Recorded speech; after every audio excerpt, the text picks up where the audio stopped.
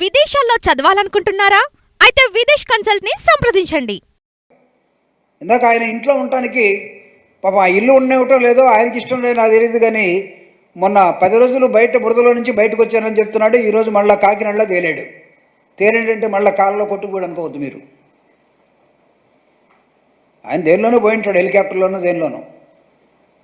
అక్కడి నుంచి ఏం మాట్లాడుతున్నాడంటే, జగన్మోహన్ రెడ్డి గారు నిన్న గుంటూరు వెళ్తే నందిగామ సురేష్ అనే ఒక మాజీ ఎంపీని జైల్లో ఉంటే చూడటానికి వెళ్తే రిమాండ్లో తండోపుతులాలుగా జనాలు వస్తే ఆ జనాలను చూసి తట్టుకోలేక, ఒరి నేను బురదలో ఉంటే నా దగ్గరికి ఒక్కడు రాలేదు, నేను బురదలో కష్టపడి పనిచేస్తుంటే ఇంకా జనాలే నన్ను తిడుతూ ఉన్నారు, జగన్ పోయినప్పుడేమో అయ్యా నువ్వు లేవు కాబట్టి ఎట్ అయిపోయిందయ్యా అని జగన్ మెచ్చుకుంటా ఉన్నారు, ఈ జనం ఏంటి?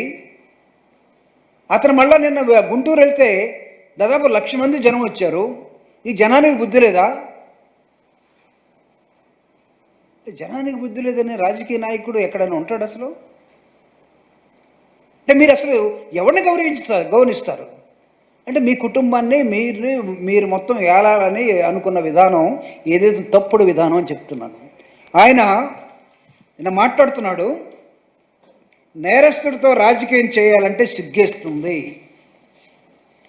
దయచేసి ఓసర వెళ్ళి ఫోటో ఎవరి దగ్గర ఉంటే మీరు ఆ టీవీల్లోనో వాట్సాప్లోనో లేకపోతే ఇంకోనో పెట్టుకోండి. చంద్రబాబు నాయుడు నేరస్తులతో రాజకీయం చేయాలంటే సిగ్గేస్తుందట. ఫస్ట్ నేరస్తుడు నువ్వే కదా. నీతోటి రాజకీయం చేయాలంటే సమాజం సిగ్గుపడింది. నీతో రాజకీయం కొంతకాలం నడిపిన తర్వాత మీ మామే అన్నాడు, ఇంత దుర్మార్గుడితోటి నేను రాజకీయం చేశానా, పిల్లనిచ్చానా అని.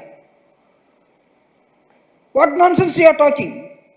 Jagan is a public man I say. ఎన్నికల్లో ఓడిపోయి ఉండొచ్చు సీట్ల పరంగా, but he has got wonderful charisma in the people, among the people, among the society. ఆ చరిస్మా నాయకుడికి లేకపోతే తండాలుగా ఎంట పడరు.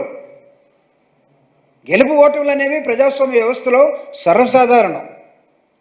మేమే ఇది లేనంత మాత్రాన మేము ముసుగేసుకొని లేకపోతే ఇళ్లలో దుప్పటి కప్పుకొని పడుకోట్లా. జగన్ ఎక్కడికి వెళ్ళాలో అక్కడికి వెళ్తున్నాడు, టైం టేబుల్ ప్రకారం ప్రచారంలో ఉంటున్నాడు, పేద ప్రజల కోసం పోరాటంలో ఉన్నాడు. It is one of the important element in the democracy. మీరు ఓడిపోతే ఎట్టిపోతారు, కనపడరు. ఈ మధ్య ఒక రెడ్ బుక్ అనేది ఒక తీసుకొచ్చారు. అసలు దానిలో ఏం హక్కులు ఉంటాయో తెలియదు. రెడ్ బుక్లో ఎవడికన్నా హక్కులు ఉంటాయా లేదా? మీరు కరెక్టే, కొట్టాలి, చంపాలి.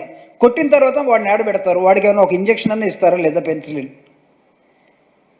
ఆ రెడ్ బుక్ సంగతి ఎంతో ఒకసారి ఆయన రెడ్ బుక్ ఉందంటే భయపడిపోవటానికి ఎడవుడు లేడు.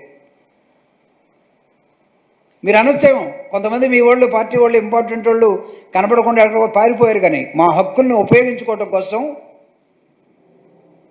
వాళ్ళు ఎక్కడో ఒక సిస్టమ్ని పట్టుకొని ముందుకెళ్తా ఉన్నారు. అంటే మీరు బాణం వేస్తూ ఉంటే దాని ఎదురుగా వచ్చి మీ బాణాన్ని గురికాటానికి ఇక్కడ అసమర్థుడు ఎవడు లేడు.